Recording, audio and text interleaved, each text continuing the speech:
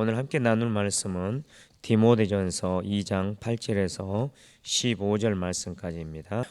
오늘 본문 말씀은 크게 두 개의 단락으로 나누어집니다. 첫 단락은 8절로서 남자에 대한 권면을 다루고 있고요.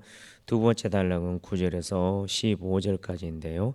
여기서는 여자에 대한 권면을 다루고 있습니다. 이 두 번째 단락 여자에 대한 권면을 또 자세하게 나누면 세 개로 나누어지는데요. 9절에서 10절까지는 내적 단정함으로 선행을 하라라는 그런 내용을 다루고 있고요.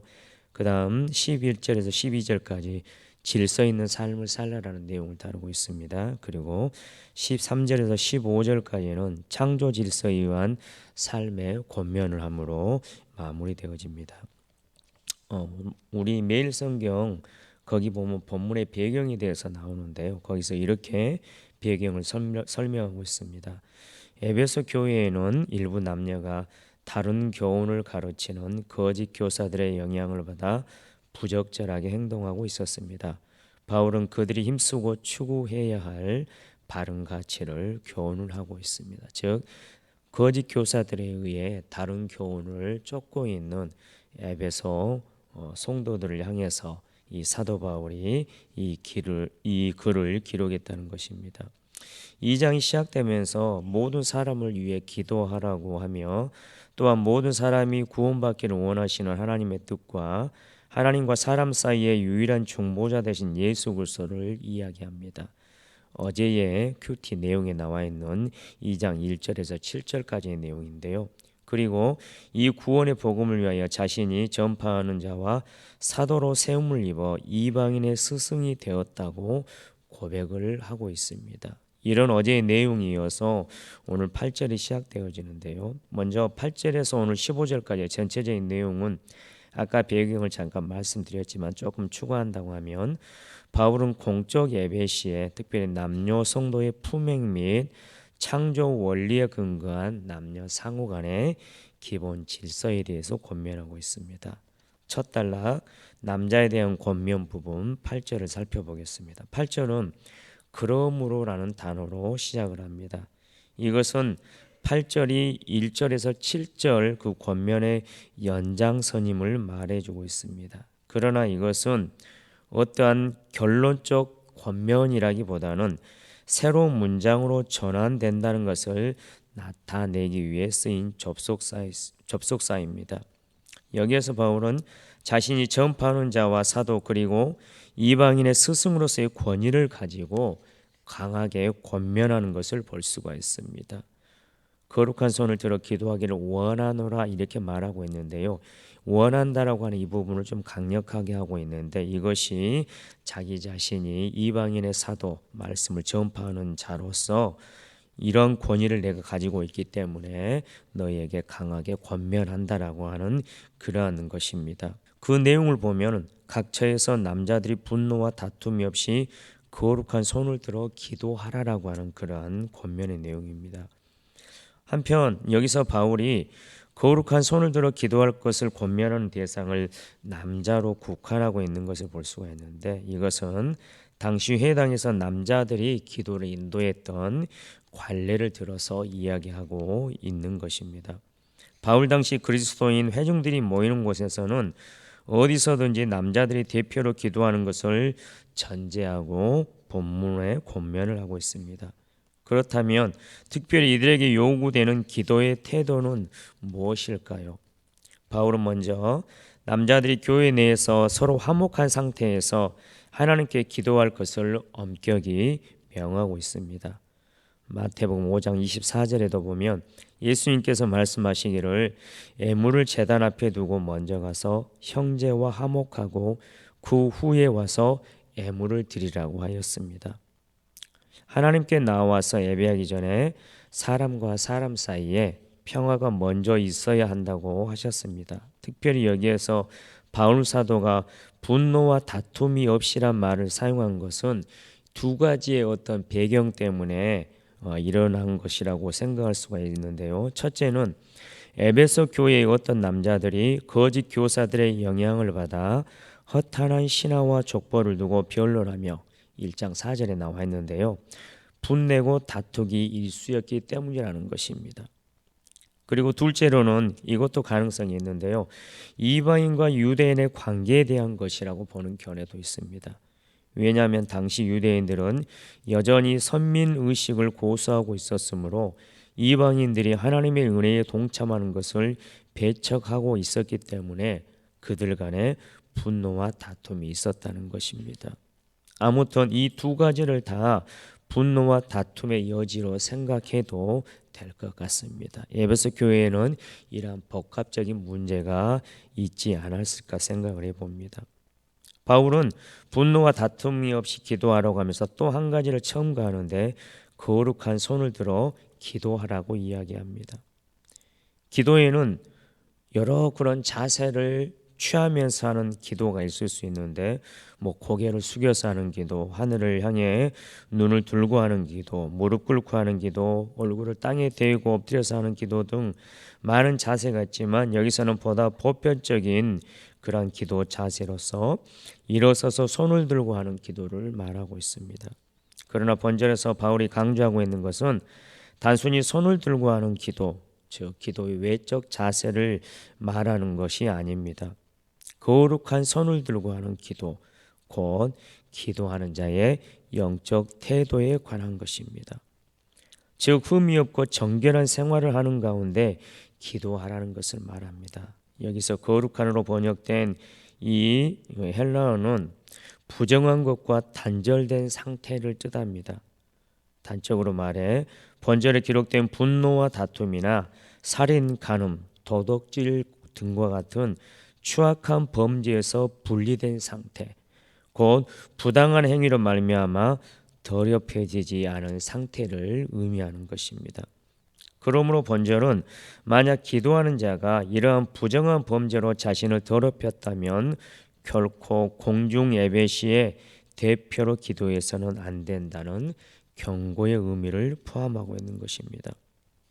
이 본문은 남자들이 하나님 앞에 어떻게 살아야 하는지를, 하나님 앞에 나아가는 특권을 가진 남자가 어떻게 자신의 삶을 살아야 하는지를, 특별히 분노와 다툼이 없이 거룩한 삶을 살며 하나님 앞에 예배자의 모습으로 나가야 한다는 것을 오늘 사도 바울은 이야기하고 있는 것입니다. 저와 여러분도 분노와 다툼이 없이 거룩한 손을 들고 그런 삶의 모양으로 하나님 앞에 나아가는 우리 모두가 되시길 소망합니다. 남자에 대해서 이렇게 강하게 권면한 사도 바울은 이어지는 9절 10절에서 권면의 대상을 여자 성도로 바꾸어 미덕과 선행으로서 외모보다 내면을 단장하여야 함을 밝히고 있습니다. 먼저 9절 시작하면서 또 이와 같이라는 그러한 표현을 하고 있는데요. 이 표현이 바울 당시 여자들이 공중 예배 시 회중을 대표하여 기도할 수 있었다는 사실을 의미하는 것은 아닙니다. 오히려 바울이 2장 8절 이하에서 4장에 걸쳐서 교회의 질서와 그 조직 확립에 대해 교훈한다는 것을 감안할 경우 또 이와 같이라는 이 어구는 기도 시의 여성의 태도가 아니라 공중 예배 시 여성도가 갖추어야 할 태도로서 8절에서 언급한 남성의 경우와 마찬가지로 거룩함을 가져야 한다는 의미로 이해함이 문맥상 타당합니다. 즉 남자들이 분노와 다툼이 없이 거룩한 삶으로 하나님 앞에 나아가는 것과 같이 여자들도 이렇다라고 하는 것입니다. 그러면서 여자들이 갖추어야 할 태도에 대해서 이야기합니다. 9절 말씀 보면 단정하게 옷을 입으며 소박함과 정절로서 자기를 단장하고 따은 머리와 금이나 진주나 값진 옷으로 하지 말고라고 이 표현하고 있습니다. 바울은 여기에서 여성도들에게 단정한 옷을 입을 것을 요구하고 있습니다. 여기에서 단정한으로 번역된 이 코스미오라고 하는 헬라어의 원형 코스미오스가 쓰여지고 있는데요. 이 단어는 본절을 제외하고는 3장 2절에만 등장하는데 여기서는 사람의 성품과 관련해서 행동이 선하거나 또한 질서가 잡힌 이런 뜻으로 사용되었습니다. 그런데 오늘 본문에서는 옷을, 외적인 옷을 이야기하고 있기 때문에 옷이나 외모와 관련된 경우에는 단정한이라는 의미를 제대로 전달하는데, 여기에서 영어에서 외모를 치장하는 화장품을 나타내는 코스메틱이라는 단어의 원이 바로 이 단어에서 유래되었습니다. 단정한, 여자가 자기 자신의 외모를 치장하는 그 의미를 가지고 있는 이 헬라어가 영어로 화장품을 나타내는 코스메틱이라고 하는 이것이라고 합니다. 바울은 공중 예배 시 여성도들의 단정한 옷차림을 강조하는데, 이 단정한 옷차림은 예배 드리는 자의 정돈된 마음가짐을 표현하는 방식이기 때문입니다. 또한 이렇게 정돈된 마음가짐을 바울은 여기서 소박함과 정절이라는 단어를 써서 표현하고 있습니다. 여기서 소박함으로 번역된 이 헬라어 단어는 원래 애절이나 고상함을 의미합니다. 즉 9절에서 이 단어가 의미하는 것은 예절의 한계에서 벗어나는 것을 삼가는 것이라고 신학자의 핸드릭스는 이야기합니다. 그리고 정절로 번역된 이 헬라어는 마음의 건전함, 건강, 순결, 성실성을 의미합니다. 바울 사도가 이처럼 주장한 것은 당시의 여자들이 내면의 아름다움보다 외적인 화려함에 더 치중을 하였기 때문입니다. 이때 당시 에베소가 그러한 동네였기 때문에 그렇습니다. 바울은 이제 본문에서 단정한 옷을 입으며 소박함과 정절로 자기를 단장한다는 것이 구체적으로 무엇을 의미하는 것인지를 하지 말고라는 단어를 사용해서 계속 이야기합니다. 따은 머리와 금이나 진주나 값진 옷으로 하지 말고라고 합니다. 먼저 따은 머리를 하지 말라고 명령합니다. 오늘날 우리가 생각해 볼 때는 따은 머리는 이쁘지 않습니까? 저희 딸도 어렸을 때 머리가 길어서 뒤로 머리를 엄마가 갈래로 해서 따주면 참 이뻤던 기억이 있습니다. 그런데 오늘 본문에서 따은 머리는 어린아이들의 어떤 그런 순수한 그러한 모양과는 다른 그러한 모양입니다. 이 따은 머리는 뭘 의미하냐면 왕관, 역군, 화환이라고 하는 그런 의미로 사용된 용례가 있는데요. 이것은 포도나무 덩굴이나 버드나무 가지로 만든 화관을 지칭하기도 했습니다. 어쨌거나 여기서는 바울 당시 고급 매춘부들의 치장한 머리 모양을 가리킵니다. 당시 매춘부들은 자신의 머리카락을 탑처럼 따 올렸고 그 따은 머리를 고정하기 위해서 값비싼 비녀를 사용했다고 합니다. 이러한 따은 머리는 경건한 마음으로 예배드리는 여자에게 어울리지 않는 모습이었던 거죠.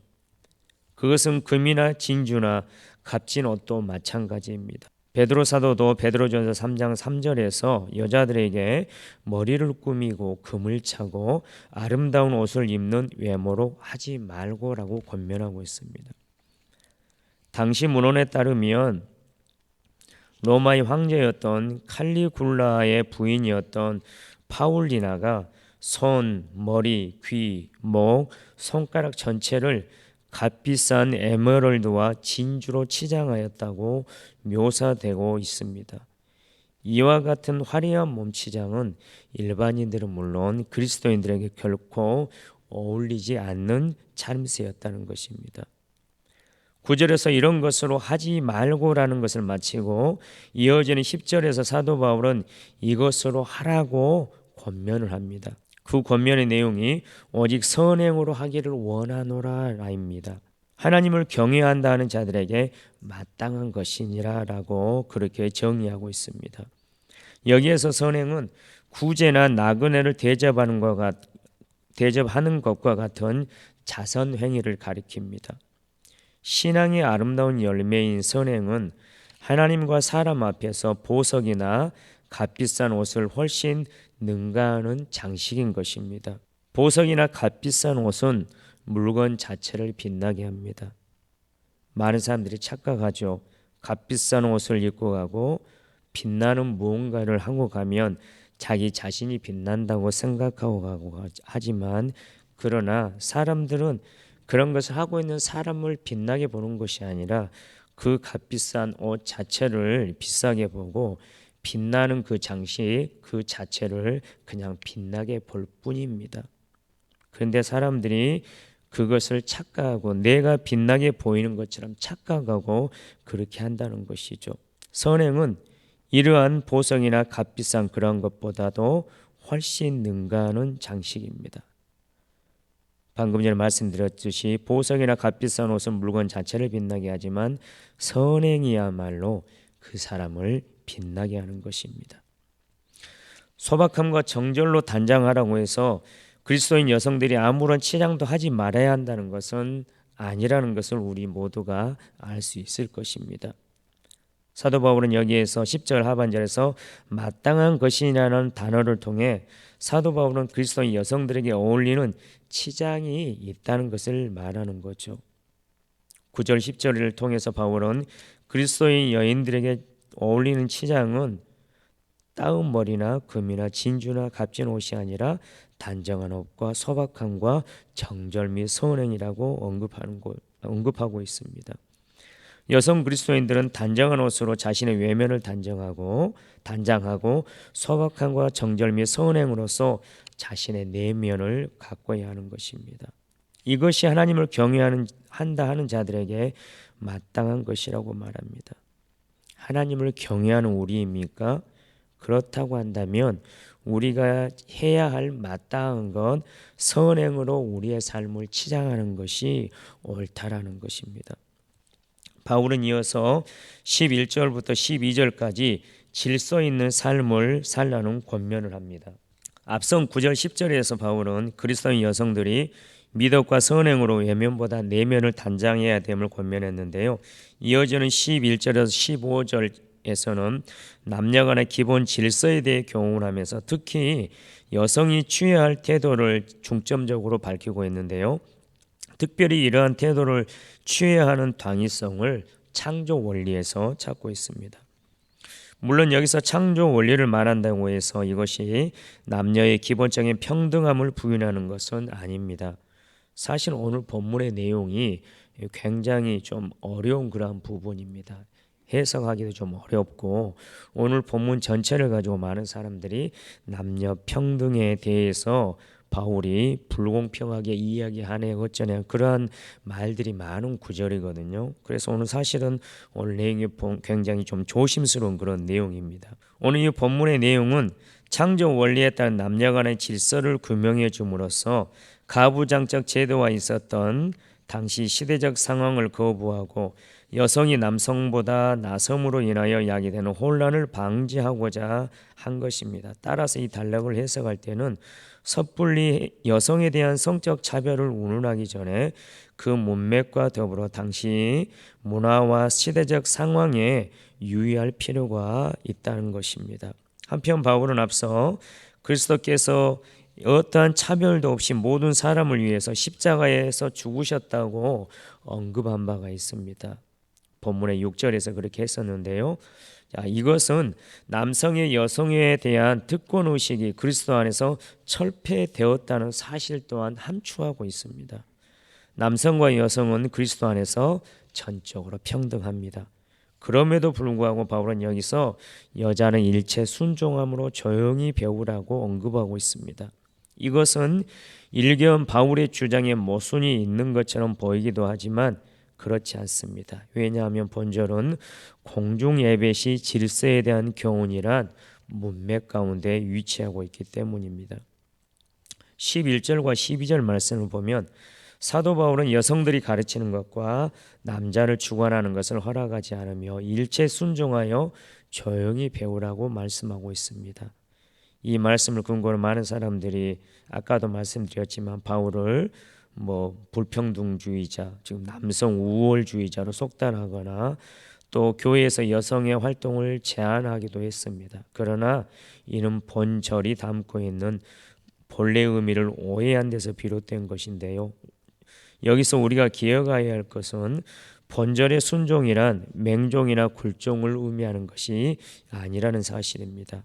왜냐하면 하나님의 형상으로 지음받은 인간이 맹종이나 굴종을 요구하는 것은 있을 수 없는 일이기 때문입니다. 즉 바울이 하나님의 형상이 여성들에 대해서 맹종, 굴종하라고 하는 것이 지금 아니라는 것입니다.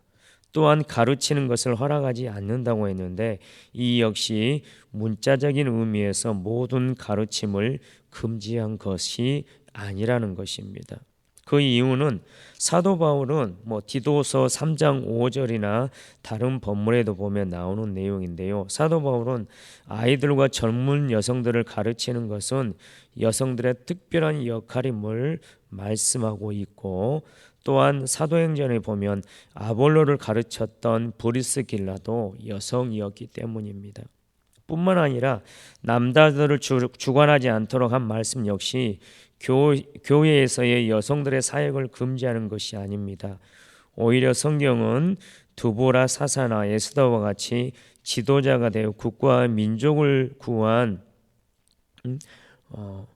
빌립의 딸들과 같이 애원 사역으로 지도한 애들을 다루고 있습니다.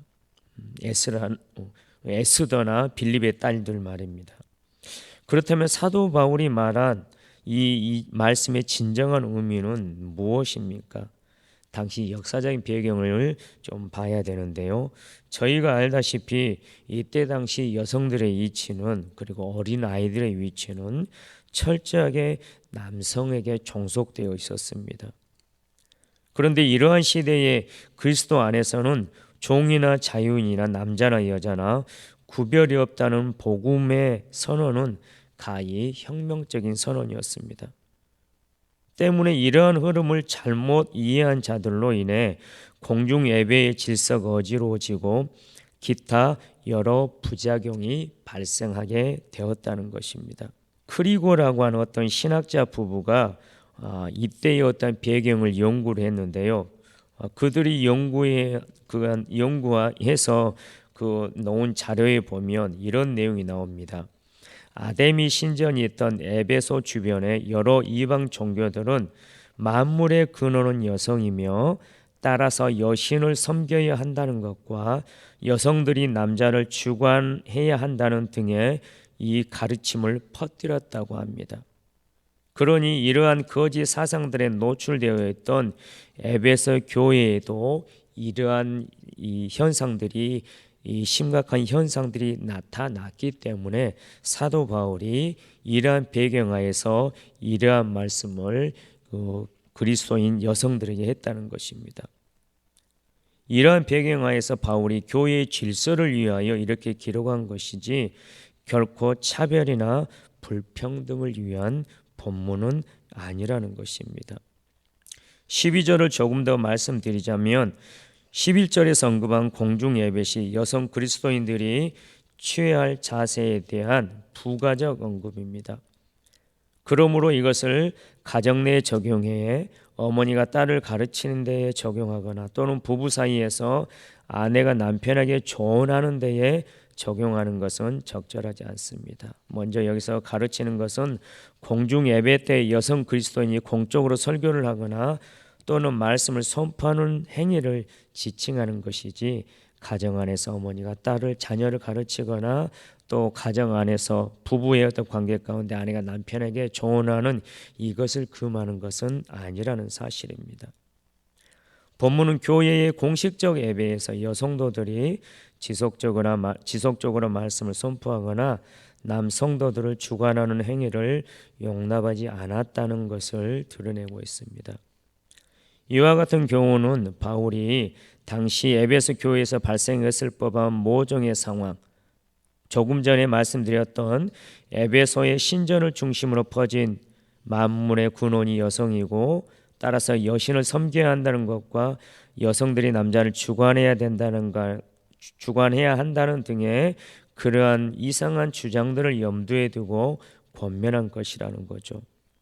바울은 고린도 교회에 보낸 편지에서 당시 고린도 교회의 여성들이 성령의 열광적인 은사에 사로잡혀 교회를 소란하게 만들고 어지럽게 만들었던 상황에 당면하여 고린도 교회 여성들에게 잠잠하라고 명령했던 것과 같이 여기서도 오늘날의 독자들에게 알려지지 않은 에베소 교회의 특정한 상황을 감안하여 교훈하고 있었다는 사실입니다.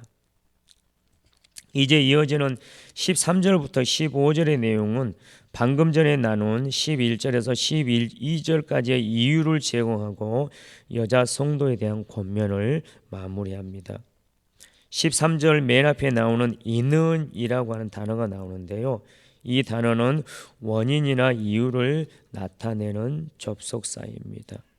즉 본절 이하 14절이 11, 12절에 기록된 바 여성 그리스도인들이 교회의 공식적인 모임이나 예배 시에 가르치거나 남자를 주관하지 말아야 하며 오직 조용해야 할 것에 대한 이유임을 드러냅니다. 그 이유가 나오는데요. 첫째는 아담이 먼저 지음을 받고 하와가 그 후에 지음을 받았기 때문이라고 말합니다. 창조의 어떤 순차적인 질서에 의해서 그렇게 한다라고 이야기합니다. 두 번째로 남자가 아닌 여자가 속임당해 범죄의 영역에 속한 상태가 되었기 때문이라고 합니다. 이것은 하와가 잘못했기에 모든 여자가 무조건 순종해야 한다는 말이 아닙니다. 하와가 창조 질서를 뒤집어 분란과 무질서의 상태를 만들었기에 예수를 믿는 여자 성도는 그것과 반대 상태, 곧 11, 12절처럼 질서 있는 상태가 되어야 한다는 말입니다. 곧이어 바울은 15절을 시작하면서 그러나를 통해 여자 성도의 긍정적 상태를 제시합니다. 만일 여자 성도들이 정숙함으로써 믿음과 사랑과 거룩함에 거하면 자녀 낳음을 통해 구원을 얻게 될 것이라고 합니다. 15절은 상당히 난해한 구절입니다. 11절 이하부터 창조 원리에 근거한 남녀 간의 기본 질서에 대해서 교훈하면서 교회 내에서 여자들의 자제를 권면했던 바울이 돌연 이 15절에 이르러서는 여자들의 구원에 관하여 말하는 것입니다. 이것은 먼저 창조 원리에 근거한 남녀 간의 영적 질서의 측면에 있어서 남자가 여자보다 앞서며 따라서 여자는 남자에 대해 순종하는 자세를 취해야 하지만 구원의 문제에 있어서는 남자와 전혀 다르지 않다는 사실을 밝힌 것으로 이해해야 합니다. 즉 본절은 구원의 측면에 있어서 남녀 간의 차별이 없다는 것을 또한 말하는 것입니다. 오늘 15절 그 하반절 그 해산함으로 구원을 얻으리라. 아까 이 15절이 난해하다고 했는데요. 이 부분에 대한 성경학자들의 그 주장을 좀 몇 가지를 말씀드려 보겠습니다. 해산이란 아기를 낳는다는 뜻입니다.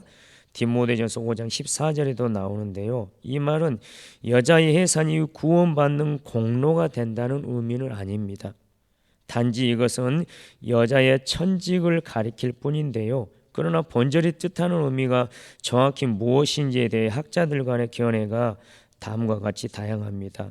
어쩌면 좀 여러분이 듣기에는 엉뚱한 그러한 것도 있을 수 있는데요. 신학자들이 이렇게 주장한다는 것입니다.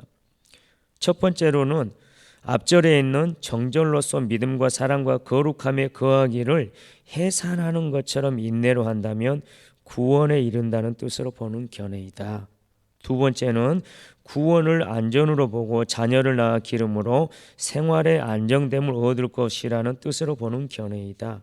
세 번째로 창세기 3장 16절에 의하면 해산의 고통은 범죄의 형벌인데 이를 치름으로 하나님의 뜻에 복종하게 되는 바 구원을 얻게 된다는 뜻으로 보는 견해이다.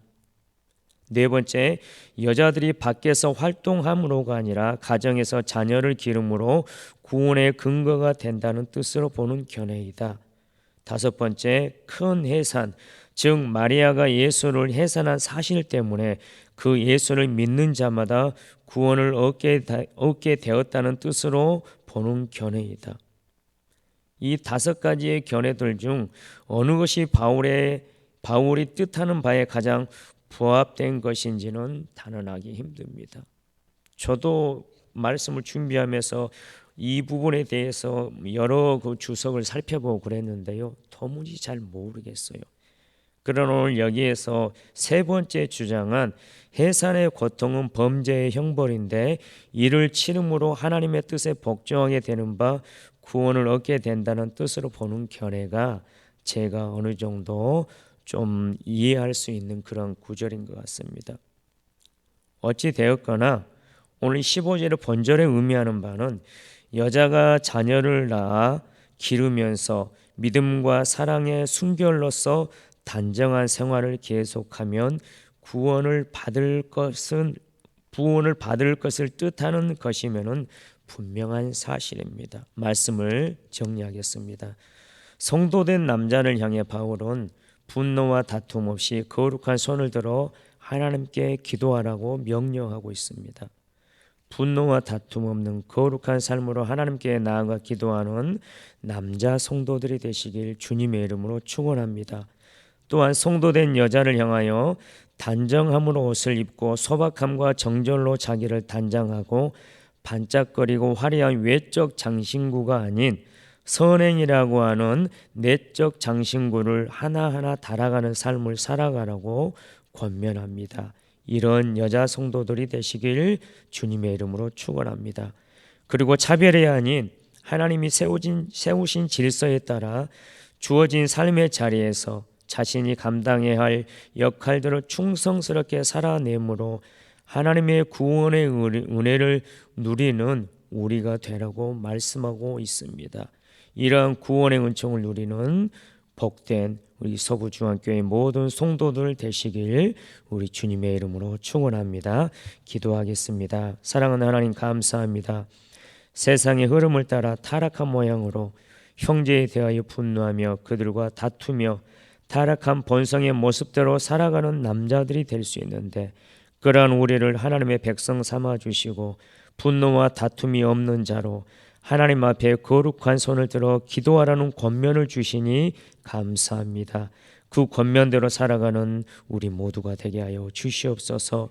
우리의 허영심을 자극하는 세상에 반짝거리는 것들로 자신의 껍데기를 쌓아가는 자들이 되지 말게 하시고 오직 선행으로 우리와 더불어 살아가는 사람들을 기쁘게 하는 아름다운 성도들이 되게 하여 주시옵소서. 또한 하나님이 주신 질서를 따라 우리 각자에게 부여한 역할들을 잘 감당하며 구원의 은총을 누리는 우리 모두가 되게 하여 주시옵소서. 감사하고 예수님의 이름으로 기도드립니다. 아멘.